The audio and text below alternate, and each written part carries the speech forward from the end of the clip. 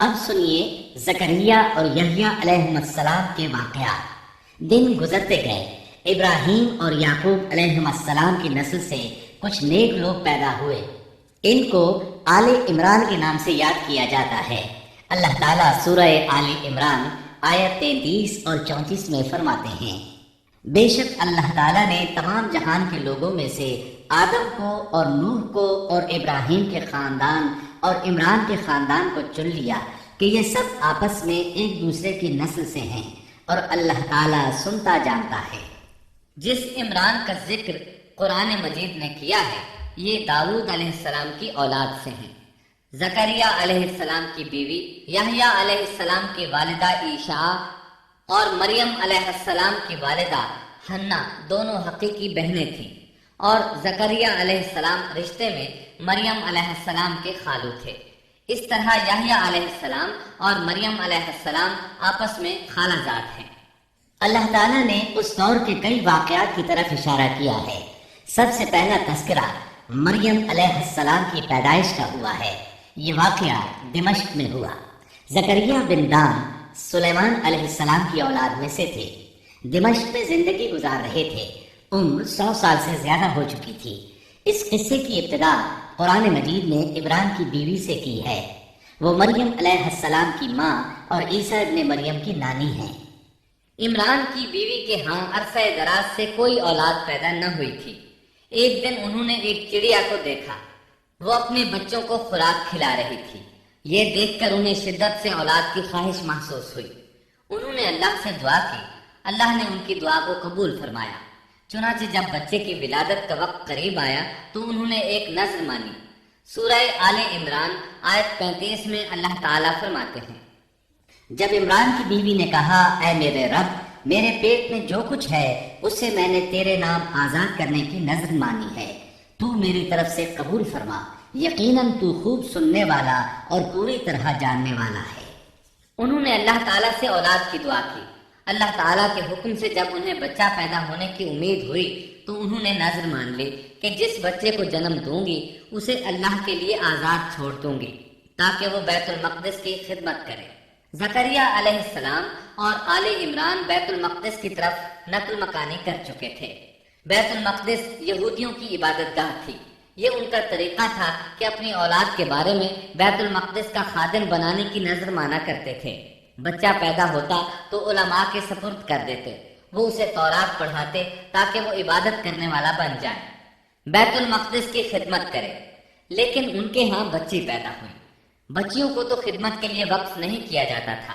سورہ آل عمران آیت 36 میں ہے، جب بچی پیدا ہوئی تو کہنے لگی، پروردگار میرے ہاں تو لڑکی ہوئی ہے، اللہ تعالیٰ کو خوب معلوم ہے کہ کیا اولاد ہوئی ہے، اور لڑکا لڑکی جیسا نہیں، میں نے اس کا نام مریم رکھا ہے، میں اسے اور اس کی اولاد کو شیطان مردود سے تیری پناہ میں دیتی ہوں۔ عمران کی بیوی حیرت میں پڑ گئی کہ انہوں نے تو نذر مان رکھی ہے اور اب لڑکی کو تو بیت المقدس کی خدمت کے لیے وقف نہیں کیا جا سکتا۔ ان کے خاوند عمران بیت المقدس کے عابدوں میں سے تھے۔ بیوی نے ان سے مشورہ کیا، طے ہوا کہ بچی کو ہی خدمت کے لیے وقف کر دیا جائے۔ عمران کی بیوی بچی کو بیت المقدس میں لے آئی۔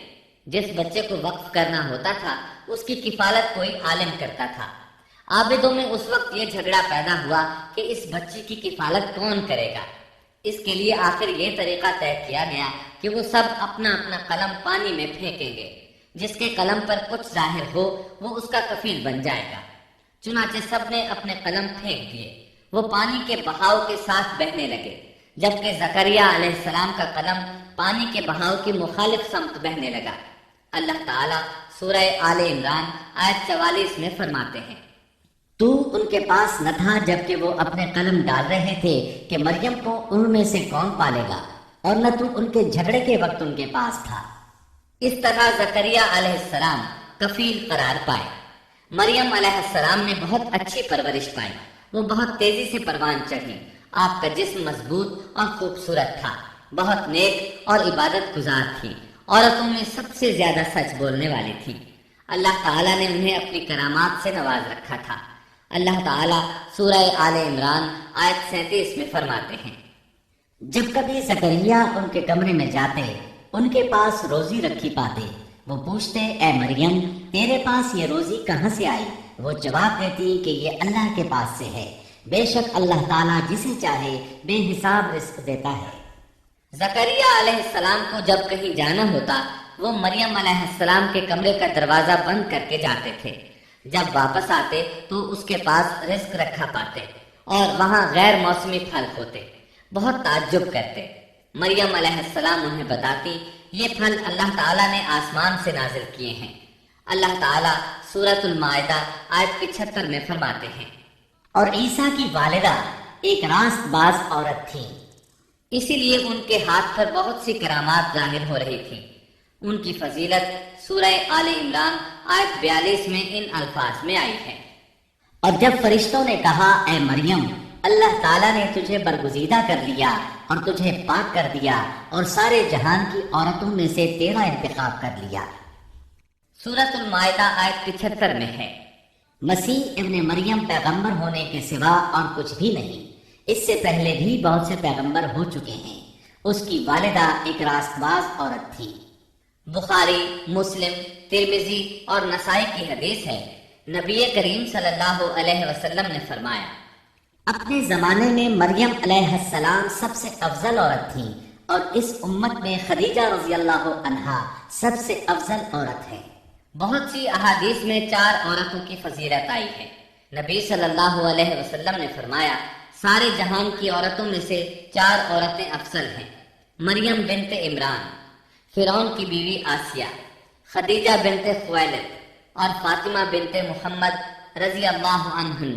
بس ثابت ہوا کہ مریم علیہ السلام کو اللہ تعالیٰ نے بہت فضیلت عطا فرمائی تھی۔ زکریا علیہ السلام نے ان کی فضیلت دیکھی تو ان کے دل میں بھی اولاد کی خواہش پیدا ہوئی۔ وہ اس وقت تک بے اولاد تھے، عمر 100 سال سے زائد تھی، بیوی 90 سال کی تھی۔ اولاد کی شدید تمنا کے باعث انہوں نے اللہ سے دعا مانگی۔